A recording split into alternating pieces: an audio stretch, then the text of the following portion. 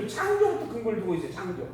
이 세상의 출발점부터 아니 그 이전 영혼 안에서 영혼이라고 하는 성령 안에서 하나님의 작정과 예정하심으로 또한 기록이 되어져 있어요. 창세전 영혼에서 그리스도 안에 있게 하심으로 모든 만사가 시작이 되어졌다라고 그렇게 분명히 성경은 이야기를 한다라고 하는 겁니다. 그러니까 이 그리스도이신 예수님은 이 지금 기원이죠. 우리로 말하면 우리가 지금 21세기에 살고 있다고 하면 21세기 이전에 존재했던 분이 아니에요. 그 이전에 기원 전 BC 부분도 훨씬 넘어서서 이 세상이 피조된 세상이 시작되어지는 그때 이전에 존재했던 분이에요. 그래서 아까 지금 사도 요한이 요한복음 1장 1절에서부터 그분은 말씀으로 계셨고 이 말씀이신 그분이 하나님과 영원하신 하나님과 함께 계셨고 창세전 태초부터 말씀으로 계셨고 영원하신 하나님과 함께 계셨고 그래서 그분은 하나님이시다 영원한 자이시다라고 이야기를 하고 있는 거예요. 그분이 그리스도이신 거예요. 그 그리스도이신 그분이 예수라고 하는 인간의 이름을 갖고 인간의 몸을 입고 이 땅에 오신 거예요. 그래서 사람들이 이걸 예수라고 하는 이름 인간으로만 보는 사람이 있을 수 있고 또 더불어서 그리스도이긴 한데 이 인류의 역사적인 섭리 안에서만 보는 경우도 있을 수 있죠. 그러나 본질은 영원하신 하나님부터 봐야만 합당한 겁니다. 근데 이렇게 믿는 것은 그래서 잘못된 거예요. 이렇게 많은 교단이나 교회가 있다면 이거는 가르치는 목사가 있다면 잘못된 부분이거든요. 두 번째, 성경에는 하나님의 말씀도 있다라고 말하는 사람들이 있어요. 성경에는 하나님의 말씀도 있고 하나님 말씀이 아닌 사단의 말도 있고 인간의 말도 있고 심지어는 누구의 말도 있어요? 당나귀의 말도 있습니다. 어떤 선지자가 당나귀를 타고 가잖아요. 근데 안 가잖아요. 걔가 앞에 이렇게 하나님의 사자가 칼 들고 있는 모습을 그 당나귀는 가요. 선지자는 안 보이는데. 그러니까 당나귀가 앞으로 안 갑니다. 아무리 취업하고 막 때려도 안 가요. 그거 너무 심하게 때리니까 당나귀가 걔를 그 주인을 밀쳐버리잖아요. 그래서 묻습니다. 네가 감히 주인을 엎어뜨려? 너 죽어. 그랬더니 당나귀가 하느냐. 입을 열어서 말을 하죠. 뭐라 그래요? 맨 앞에 저는 어떻게 가느냐 하는 겁니다. 어쨌든 그런 당나귀의 말도 있다 하는 거예요. 그래서 그 중에서 하나님, 예수님 또 하나님 하신 말씀만 우리는 중요하게 여기고 나머지는 중요하게 여길 필요가 없다 라고 이야기하는 부분들입니다. 근데 성경은 하나님 계시서입니다. 계시서란 하나님이 당신을 선포하였다는 이야기입니다. 그러니까 성경에 있는 모든 내용은 하나님 당신이 직접 당신을 선포하는 선포의 방식으로 기록되어 있는 거예요. 그래서 그 선포되어 있는 방식의 사용 도구가 때로는 사람이기도 하고 때로는 만물이기도 하고 때로는 당나귀이기도 하고 때로는 자연이기도 하고 바람이기도 하고 그렇게 되어지는 겁니다. 이 모든 것들이 다 하나님의 말씀이다라고 하는 거예요. 그래서 성경은 하나님의 말씀이고 더불어 성경만 하나님의 말씀이다 라고 우리 정통적 기독교 신앙은 그렇게 시작을 하고 있습니다. 근데 저는 한간에서는 성경이 하나님의 말씀이라고 하자 그러나 성경 외에도 하나님의 말씀이 있다 라고 이야기하는 쪽이 또 있습니다. 성경 외에도 하나님의 말씀이 있다. 뭐 하냐면 이 성경이라고 하는 것은 원래 66권이 원래 한 권으로 처음부터 시작된 게 아니에요. 구약 성경도 모세로 말미암아 모세 오경이 기록되어지고 그 다음에 구약의 다른 이제 기록자들을 통하여서 여호수아서 그 다음에 사사기서 그 다음에 룻기서 또 시편 이런 식으로 이제 기록이 돼가잖아요. 그리고 난 다음에 이제 이스라엘 역사 속에서 그것이 한 권으로 묶어져 있었어요. 39권이 거기에다가 이제 신약 성경이 나중에 추가가 되어졌는데 이 신약 성경은 27권만 있었던 게 아닙니다. 처음에는 더 많은 서신들이 교회에 돌아다니고 있었어요. 다 한 권씩 한 권씩 따로따로 돌아다니고 있었어요. 그 돌아다니고 있는 성경 가운데 27권만 신약 성경에 이렇게 귀합이 되어져서 성경으로 완성이 되어져 가게 됩니다. 이걸 누가 했냐? 교회가 했어요. 그 당시에 로마 가톨릭 교회가 그 신부들이 다 모여가지고 그래가지고 서로 회의를 하죠. 그리고 이 성경을 우리가 인정할 것이냐, 신약 성경으로 볼 것이냐 말 것이냐 토의하고 회의를 합니다. 몇십 년을 거쳐서 회의를 했어요. 그 중에 근거로 사도가 그걸 기록을 했느냐, 사도성이 있느냐, 또 두 번째로는 그것이 논리적인 통일성이 있느냐, 논리성이 있느냐 이런 것들을 기준으로 남고 기준으로 두고 이야기하는 겁니다. 세 번째로는 그것이 보편적으로 인정이 되어지고 있느냐, 보편성. 모든 교회가, 일부 교회만 인정하는 게 아니고 모든 교회가 다 그걸 인정하느냐, 이런 부분들이에요. 이런 어떤 세 가지 기준점을 두고 골라낸 것이 27권입니다. 그러고 나서 그 27권을 딱 묶어놓고 합쳐놓으니까 성경이 66권이 된 거예요. 그러니 누가 봐도 야, 이거 교회가 이 27권을 선택한 것이지, 실제로는 더 많은 성경들이 뭐냐면 외경이라고 지금 있는 거예요. 외경. 더 많은 외경들이 있었지 않느냐, 그 당시에도. 그러니까 그 외경들 우리가 얼마인지 필요하면 더 추가할 수도 있고, 또는 성경 중에서 이것과 바꾸치기 할 수도 있는 거 아니냐라고 말하는 겁니다. 그래서 성경 외에도 하나님의 말씀이 있다라고 주장하는 그런 형식이 있는 거죠. 근데 이 모든 것들이 사람에 의해서 되어진 일이라고 한다면, 사람의 기준이고 중심이라고 한다면 지금도 사람의 기준이 되어져서 얼마든지 바꿀 수 있는 일입니다. 그게 정치이고 행정이라고 하는 거죠. 근데 성경은 그러지 않습니다. 성경은 하나님으로부터 계시되어져서 우리가 하나님을 알아가는 거예요. 하나님으로부터 당신이 선포되어지고 그 선포된 하나님으로 말미암아 우리가 하나님을 알아가는 겁니다. 내가 하나님을 만들고 찾아내는 게 아니라는 거예요. 성경 신약성 27권도 마찬가지입니다. 인간이 이거 27권만 묶어놓자 해가지고 결정된 사안이 아니고, 하나님께서 인간의 마음을 주관하여서 신약성경 27권 이것을 사도성, 논리적 통일성, 보편성이라고 하는 전제를 두고 그에 합치하도록 구별하여서 묶어놓게 하셨다라고 하는 겁니다. 그리고 그 마지막에 요한복음과 요한계시록과 요한 1, 2, 3세의 저자인 사도 요한을 통하여서 못을 박습니다. 요한복음에서도 못이 박혀요. 이 성경, 이 기록된 내용 이외에 예수 그리스도에 관하여서 예수 그리스도에 관한 기록을 얼마든지 더 추가하여서 그것을 더 보강할 수가 있다. 그러나 그렇게 한다면 지금 우리가 살고 있는 이 지구 땅덩어리를 다 참고로 삼는다 해도 부족하다.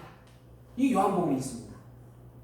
바꿔 말하면 이제 이것으로 하나님께서 계시하는 계시의 섭리를 마무리 짓는다, 이런 이야기예요. 두 번째, 요한계시록 가면 또 나와요. 이 모든 이 성경에 있는 말씀에 1.1에 더하지도 말고 덜하지도 말라. 더하는 자도 하나님에게 벌을 받을 것이요, 덜 하는 자도 하나님에게 진노를 당할 것이다. 그게 하나님께 주신 말씀입니다. 그래서 우리는 이 성경 이것만, 지금 66권으로 정경화되어 있는 이것만 기준점, 절대적 기준점으로 우리가 인식하고 나머지는 충분히 참고 자료나 볼 수 있을 내용들이지 같은 레벨로 볼 수 있는 사안이 아니다 라고 하는 겁니다. 이러한 신앙으로 우리가 그 교회에 대한 어떤 신관을 성경관을 정립을 해볼 수가 있습니다. 근데 이런 부분을 가지고 성경 위에 하나님의 말씀이 있다라고 말하면 이것도 어긋나게 있다. 성경에 하나님의 말씀도 있고 다른 말도 있다라고 말하는 것도 일단 잘못된 생각이다. 성경의 기독교 정리라고 말하는 것 자체도 잘못된 접근이다라고 분명하게 우리가 구별을 짓고, 이렇게 말하는 부분들의 교육이 있다면 그것을 조금 더 조심스럽게 우리가 관찰하고 주의할 필요가 있을 것이다. 이게 기독교를 올바른 참된 기독교와 거짓된 기독교를 구별하는 기준점입니다. 가장 기본적인 내용이에요. 이런 내용은 사실 오늘 다룰 내용이 아닌데 일단 아까 사장 예수님 나와서 미리 말씀을 좀 드리는 부분이고요. 자, 본문을 보십시다. 우리의 본문은 성경이 예수님에 대하여서, 그리스도 예수님에 대하여서 어떻게 말하고 있는가라고 하는 부분에 대한 내용을 확인하는 거니까요. 5장 1절입니다. 5장 1절. 그 후에 유대인의 명절이 있어 예수께서 예루살렘에 올라가시니라. 이제 유대인의 명절이 이제 가까워졌어요. 그래서 예수님께서 예루살렘에 올라가셨어요. 예루살렘에 있는 양문 곁에 히브리 말로 베데스라고 하는 연못이 하나 있었어요. 그 연못 곁에는 행각 5이 있었습니다. 이 행각이라고 하는 것은 여관 같은 곳이에요. 이게 이제 숙박을 하는 곳인데, 이 숙박할 수 있는 공간이 5개나 있는 거예요. 우리가 전대 가게 되어지면 전대에 그 많은 원룸이나 원룸들이 있잖아요. 왜 그런 것이 있는가? 그게 소유가 있기 때문에 그러는 거예요. 근데 이 베데스라는 이 연못이 어떤 전설을 가지고 있냐면, 물이 갑자기 한번 동화한 때가 있대요. 근데 이 동화한 때에 첫 번째 들어가는 병자는 누구든 상관없이 낫는다, 이런 전설이 있었어요. 왜 그랬는가? 그 동화는 그것이 천사가 와서 움직이고 목욕을 하고 하는지 어쩐지 모르겠지만 그 움직이고 간 일이다라고 그렇게 인식이 된 겁니다. 그래서 모든 병자가 그 소망을 하나 붙잡고 거기서 가서 그 때를 기다리면서 살고 있는 거예요. 그 정각에 머물면서. 그런 정각이 5개나 있었어요.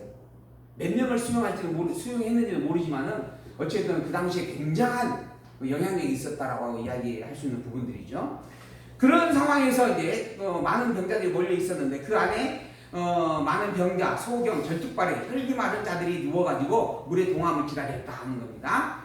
이는 천사가 가끔 못에 내려와 물을 동하게 하는데 동한 후에 먼저 들어간 자는 어떤 병에 걸렸든지 낫게 된다라고 여겼기 때문에 그랬다 하는 겁니다.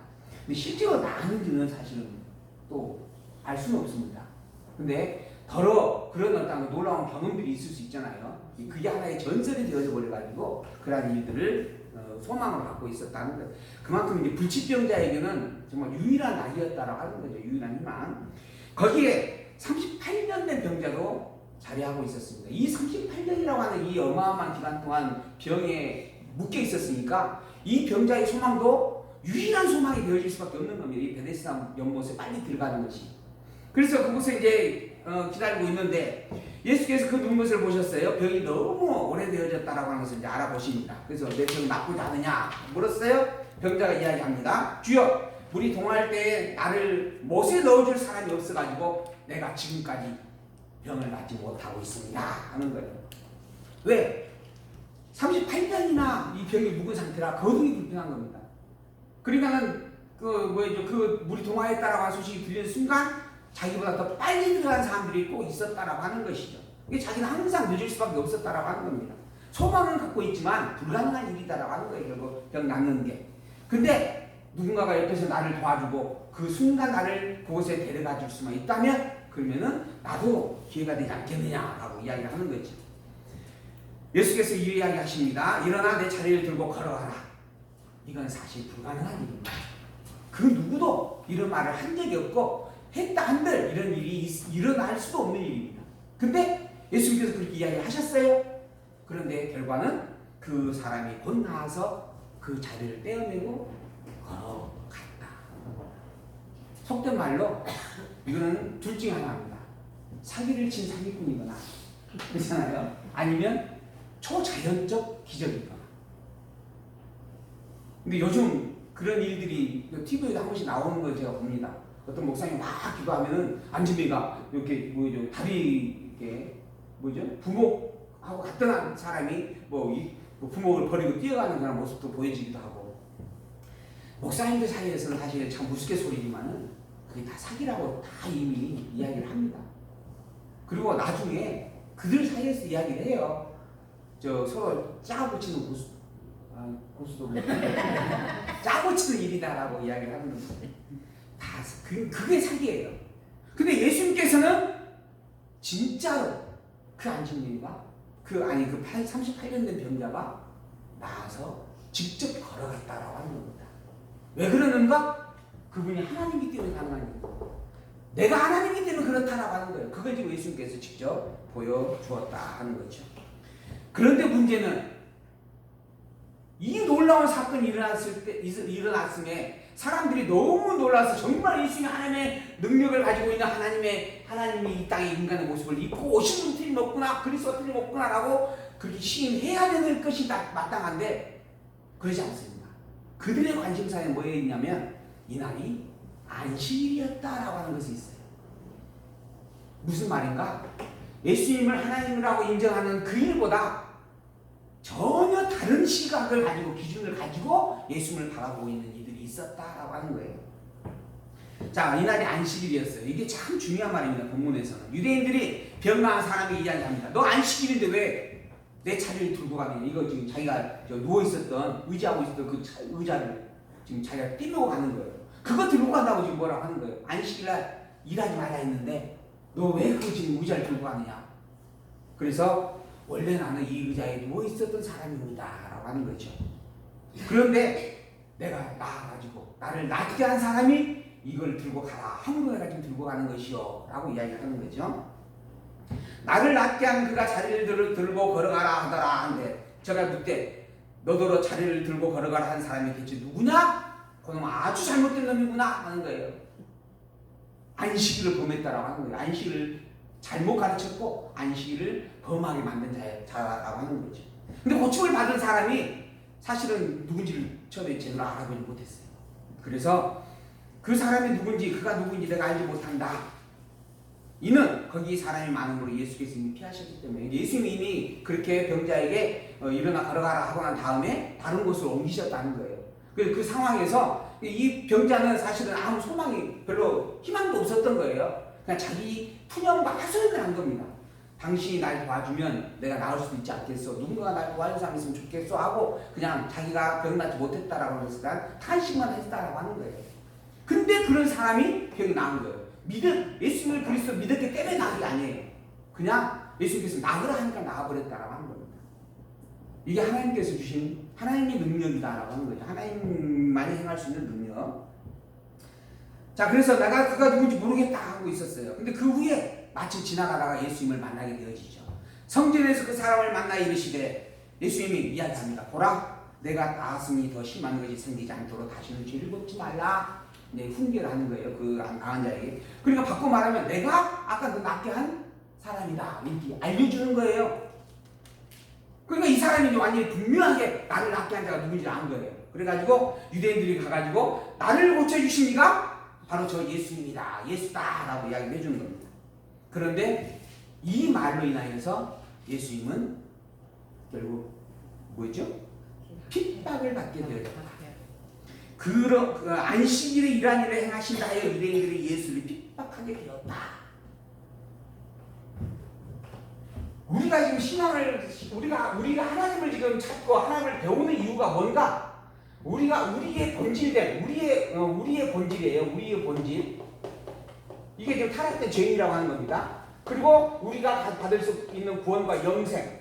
그래서 너희가 영생을 위하여 성경을 상고하오냐 그러잖아요. 이 성경이 곧 내게 대하여 증거하는 것이다 말씀하기도 하죠. 우리가 하나님을 바라보고 하나님을 의지하고 찾아가는 그 소망이 이러한 구원과 영생이라고 하는, 그리고 우리가 죄인이고 죄인에서 벗어난다라고 하는 이 부분을 가지고 그 기준적으로 하나님을 찾아가는 이들이 있습니다. 그런데 이런 기준 이외에 율법이라고 하는 부분이나 또는 어떤 그 규칙이라고 하는 부분이나 또는 이때 여기는 안식이라고 표현하고 있는데 이 안식이라고 하는 이러한 하나의 어떤 그 것을 기준으로 놓고 예수님을 바라보고 하나님을 바라보는 이들이 있어요. 그들의 신앙의 기준입니다. 우리의 신앙의 기준이 여기라고 한다면 그들의 신앙의 기준은 여기에 있다라고 하는 거예요. 근데 그 신앙의 기준으로 예수님을 보니까 예수님은 율법을 어긴 자가 되어지는 거죠. 근데 우리의 신앙의 기준은 구원과 영생, 죄인과 더불어 구원과 영생이기 때문에 우리의 신앙의 기준은 과연 그리스도가 누구인가? 라고 하는 것에 관심을 둘 수밖에 없어요. 근데 여기에 있는 이 사람들은 율법이라고 하는 이 안식일에 관심을 두고 기준을 가진 거예요. 그래서 이 안식일을 어겼느냐 어기지 않았느냐 여기에만 초점이 있는 겁니다. 그러니까 전혀 예수님을 바라보고 접근한 시각이 다른 거예요. 교회도 마찬가지입니다. 어떤 사람들이 교회 와서 기도를 열심히 해요. 왜 그러는가? 내가 원하는 소원을 이루기 위해서 그렇다라고 하는 거지. 근데 사실 이 기도는 뭐 하는 거예요? 하나님의 말씀을 묵상하는 거예요. 본질이. 내가 죄인인 것과 나의 죄된 그것을 대속하여 구원해 주신 그 그리스도 되심을 기억하고 그 그리스도로서 이 땅에 보내신 여호와 되신 하나님께서 왜 이러한 일들을 행하셨는가라고 하는 것을 기록한 성경 말씀을 읽고 되새기며 묵상하는 거예요. 이게 기도예요. 그래서 하나님의 뜻을 늘 생각하고 되짚어보는 것이 성도의 합당한 기도입니다. 근데 그런 기도가 아니라 내 소원을 비는 용도로 기도하는 사람들이 있다라고 하는 거죠. 이렇게 기도라고 하는 기준점의 접근도 서로 다른 부분들이 있습니다. 교회에 나오는 의미와 목적도 우리 입장에서는 모르겠어요. 우리 집사님은 뭐 때문에 교회에 나오시는지. 감사합니다. 저를 보고 싶어서 나오셨다니 너무 감사합니다. 근데 저는 왜 교회에 나는 왜 교회에 나오는가? 사실 한 가지 소망 중에 한 가지인데, 우리 아이들에게 제가 할 수 있는 한 하나님의 말씀을 최대한 한 번이라도 더 가르쳐 주었으면 하는 바람을 가지고 사실 저는 나온 거죠. 그래서 교회에 나와서 할 수만 있으면 성경을 읽고 살펴서 확인하기를 소망을 하는 거죠. 어쨌든 이런 각각의 어떤 그 접근하는 의미와 목적이 다 다를 수 있다라고 하는 거예요. 문제는 그러한 여러 가지 기준점 중에서 어느 것이 올바른 것이냐, 어느 것이 옳다라고 성경은 말하고 있느냐, 사실 이것을 우리가 찾아내고자 하는 게 참으로 중요한 일이 아닌가 생각이 되어집니다. 이날은 안식일이었어요. 그러니까 유대인들이 병나은 사람이 이르되 내 살을 기도하는 것이 옳지 않다 했죠. 그리고 난 다음에 예수님께서 그랬다, 그분이 바로 예수님이었다고 이야기를 했고, 그러자 유대인들이 예수님을 핍박하게 되어졌다라고 이야기를 본문에서 해주고 있습니다. 그리고 난 다음에 이제 이어서 많이 봤었네요.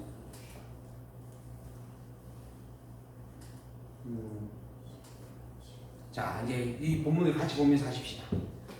자, 이제 심판의 권세를 알게 하시는 사건인데, 죽은 자를 살리며 심판의 권세가 있다라고 하는 것을 예수께서 가르쳐 줍니다. 예수께서 저에게 이르시되 내 아버지께서 이제까지 일하시니 나도 일한다 이야기를 했어요. 그러자 유대인들이 이를 인하여서 더욱 예수를 죽이고자 합니다. 안식일도 범하게 하였고 또 실제로 안식일을 범하고 있고, 그렇기 때문에 예수님을 더 이제 핍박하게 되어졌다는 거죠. 거기에다가 하나님을 자기의 친아버지라고 칭했다라고 하는 거예요. 자기를 하나님과 동등되게 여겼다라고 하는 거잖아요. 아까 제가 1장 1절 이야기할 때도 태초에 말씀이 계시니라, 그 말씀이 하나님과 함께 계셨고 그러므로 그는 하나님이시니라 라고 했는데, 그 말의 의미가 하나님과 같다라고 하는 이야기다 설명을 드렸죠. 지금 예수님이 자기를 하나님을 자기 아버지라 이야기하고 있는데, 그 말이 하나님과 자기가 같다라고 이야기하는 거예요. 동등하다라고 이야기를 하고 있는 겁니다. 그러니까 그런 의미의 내용을 이야기하니까 더 예수님을 죽이려고 했다. 안식일을 범하는 것, 자기들이 기준으로 삼고 있는 안식일을 범하는 것도 지금 죽일 일인데, 거기에 하나님의 이름을 막는 데 일컫는 신성모독죄가 적용이 된 겁니다. 그런데 실제로 예수님은 하나님과 동등하신 분이잖아요. 그러니까 아는 게 잘못된 것이지 예수님의 말이 틀린 것이 아니었던 건데 그들은 그랬다 하는 거죠. 그러므로 예수께서 저에게 이르시되 내가 진실로 너희에게 이르노니 아들이 아버지 하시는 일을 보지 않고는 아무것도 스스로 할 수 없다. 내가 지금 하는 모든 일들은 직접 하늘나라에서 내 아버지는 하나님이 하시는 것을 다 보고 내가 너희들에게 지금 이야기하고 있는 것이다. 내가 하는 일은 하나님 아버지와 상관없는 일이 아무것도 없다 라고 이야기해 주는 거예요. 아버지께서 행하시는 그것을 아들도 그와 같이 행하는 것은 마땅하다 하는 거죠. 내가 하나님이고 내가 하나님의 아들이고 내가 그래서 그리스도인 것은 너무 분명하다 하는 거죠. 아버지께서 아들을 사랑하사 자기가 행하시는 것을 다 아들에게 보여주셨어요. 또 그보다 더 큰 일을 보이사 너희로 기이 여기게 하셨다. 또 하실 것이다. 하나님의 능력을 예수님을 통해서 표적으로 행하도록 섭리해 주실 것이다. 이후에는 또한 죽고 부활하는 것까지도 행하시는 거죠. 부활이라고 하는 것은 사두개인과 바리새인들의 싸움이 일어납니다. 사두개인과 바리새인들의 싸움이 부활을 가지고 일어나는데, 사두개인들은 부활을 믿을 수 없는 것이다. 바리새인들은 아직 아무도 부활한 자도 없지만 그래도 예수님이 아니 하나님이 부활한다라고 말씀하셨으니 부활은 있을 것이다. 이렇게 해서 서로 싸우는 겁니다. 근데 예수님께서 실제로 죽었다가 살아났어요. 부활을 하게 되어집니다. 그래서 사두개인들의 그 알았던 신앙이 잘못된 것이 너무 분명하게 확인이 되어지죠. 그런 놀라운 일, 그러한 일들을 하나님께서 이루게 주신다라고 하는 거죠. 아버지께서 죽은 자들을 일으켜 살리신 같이 아들도 자기의 원하는 자를 살리게 되어진다. 하나님은 생명의 주인 되신다라고 하는 거죠. 창조주니까 만들기도 하고 버리기도 하시는 분이죠. 그런 하나님의 시기에 죽은 자를 살리기도 마땅한 거죠. 근데 그 권세가 아들에게도 있다라고 하는 거예요. 하나님이 그 아들에게 주었다. 그리고 또한 더불어서 아들은 하나님과 동등함을 입은 자다라고 하는 거죠. 아버지께서 아무도 심판하지 아니하시고 심판을 다 아들에게 맡기셨다. 원래 이 심판도 하나님만이 가지고 있는 권세입니다. 근데 그 하나님이 자기가 가지고 있는 고유 권세의 심판의 권세를 그리스도인 예수님이 주었다는 겁니다. 왜? 그가 하나님과 동등한 존재이기 때문에 그런 거예요. 예수님도 하나님이시다라고 하는 거죠. 그리고 이제는 그 심판의 권세가 누구에게 있는가? 하나님의 아들에게 주었으니 아들이 현재 가지고 있다. 즉 예수님 당신이 가지고 있다라고 이야기를 하는 겁니다. 그리고 이는 모든 사람을 아버지를 공개하는 것 같이 아들을 공개하게 하려고 주시는 것입니다. 하나님을 인정하는 것은 유대인들에게서 당연한 일입니다. 그래서 유대인 신앙의 여호와 하나님은 절대적 신으로서 항상 존재했었어요. 근데 그런 존재가 예수님은 인정하지 않습니다. 근데 사실 하나님께서 일부러 예수님에게 그런 권세를 주었다. 왜 준 줄 아느냐? 예수님이 그런 권세를 행하는 행위를 통하여서 예수님을 하나님으로 인정하게 하려고 주신 것이다. 그래서 오죽 답답했으면 나중에 예수님이 그 이야기 하잖아요. 너희들이 인간의 생각으로 나를 알고 그래서 나를 하나님의 아들이요 그리스도라고 인정하지 못한다라고 할지라도 내가 행한 이 일을 통해서는 인정하는 것이 마땅하지 않느냐. 내가 행한 이 표적, 바람을 다스리는 능력, 강물, 폭풍을 다스리는 능력, 앉은 뱅이를 일으키고 눈먼 자를 눈뜨게 하고 죽은 자 나사로를 살리게 하는 이 능력, 이런 능력을 하나님만이 하시는 능력인 줄 알지 않느냐. 근데 그런 능력을 내가 행하고 있으니 속된 말로 나를 하나님이라고 말할 수밖에 없지 않느냐. 하나님이라고 인정하는 것이 마땅하지 않느냐. 그렇게까지 이야기하시는 거예요. 워낙 답답하니까. 근데 그런 모든 권세들을 하나님께서 예수님에게 다 주었다라고 하는 겁니다. 그래서 마땅히 하나님을 공경한다면 예수님도 인정하는 것이 합당하다라고 하는 거예요.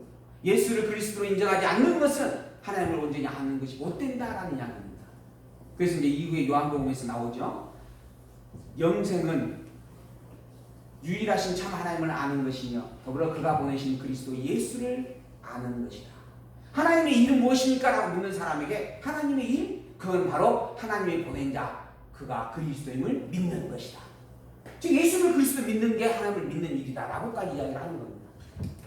본문에 다 있는 내용입니다. 읽어보시면 제가 이제 어차피 우리도 읽을 거니까.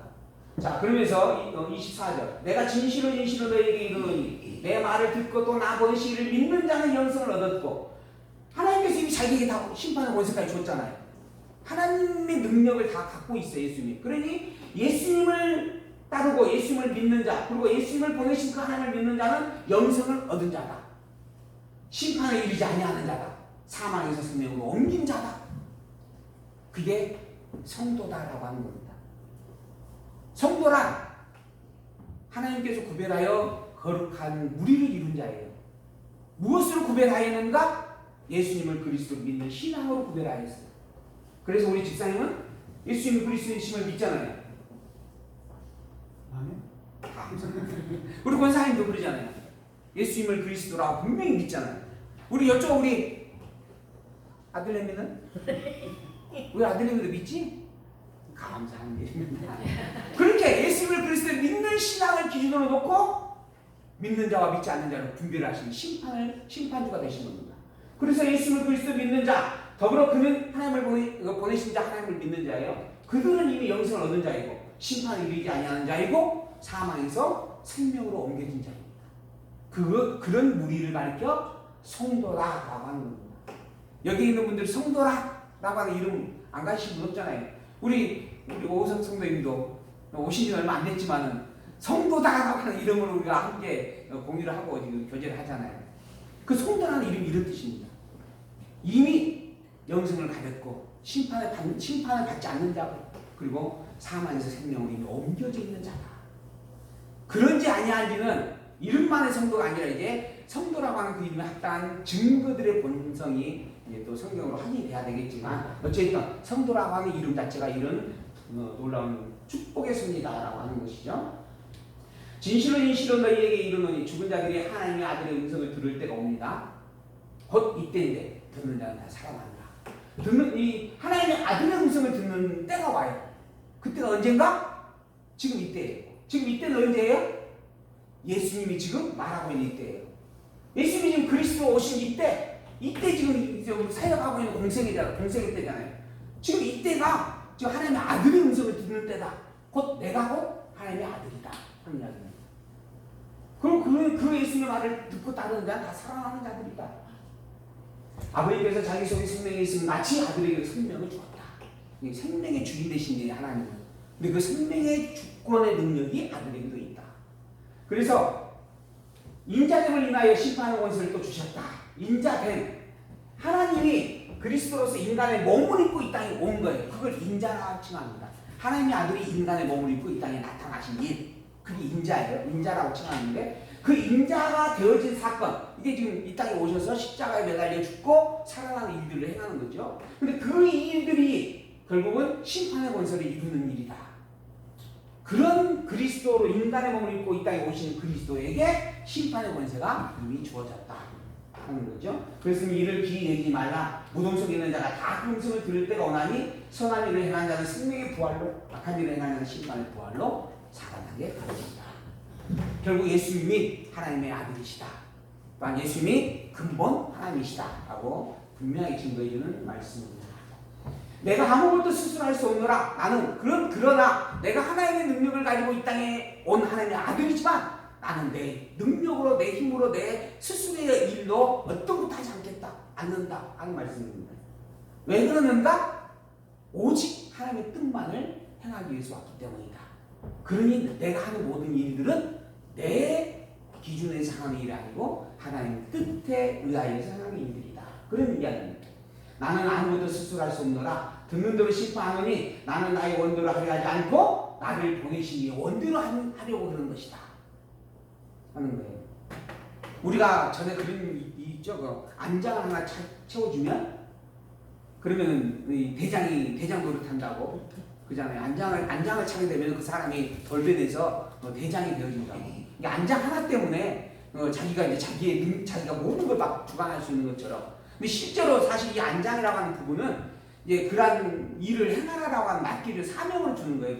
너의 뜻대로 모든 걸 다 할 수 있다라고 하는 게 아니고 내가 너에게 원하는 것이 있는데 그 원하는 것을 너를 통해서 이루겠다 이런 이야기의 의미를 사실은 갖고 있는 겁니다. 그래서 선생님이 이제 반장을 세우잖아요. 그 세우면 반장 보고 뭘 하냐면은 내가 학생들이 일일이 다 말을 못하니까 네가 가서 신분을 좀 잘해주라 하는 거예요. 사실 이런 의미가 기본입니다. 근데 반장이 딱 되고 나니까 그 다음부터는 선생님이 없는 동안에는 누가 왕이에요? 자기가 왕이야. 그렇게 생각을 해요, 사람들은. 그래도 되는 것처럼. 근데 예수님은 그렇게 안 하겠다라고 하는 거예요. 그렇게 한 적이 없다라고 하는 거예요. 할 수도 없다. 이 말은 사실은 안 한다는 이야기예요. 나는 절대 안 한다. 왜? 나를 보내시니 원대로 하기 위해서 그런 것이다. 오직 내가 그러니까 예수님께서 하신 모든 일은 예수님이 스스로 한 게 아니고 예수님을 보내신 그 하나님의 원대로 행하였던 일들이다. 그러므로 그 심판이 어렵다 하는 거지. 내가 만약 나를 위하여 증거하면 내 증거는 참되지 아니하다. 자기 혼자 자기를 증거하는 것은 그거는 참되다라고 말할 수 없다는 겁니다. 물론 진실을 이야기할 수 있어요. 그러나 그거는 객관성을 이미 갖지 못하는 겁니다. 그래서 참되다라고 말할 수가 없다. 인정되지 못할 수도 있다는 거죠. 그런데 나를 위하여 증거하는 이가 따로 있다면 나를 위하여 증거하는 그 증거는 참된 것이 틀림없다. 그래서 증인을 세우는 겁니다. 너희가 요한에게 사람을 보내매 요한이 진리에 대하여 증거하였다. 이미 요한이 진리 나에 대해서 증거했지 않느냐. 자기가 옳다라고 자기가 증거하는 것은 고집이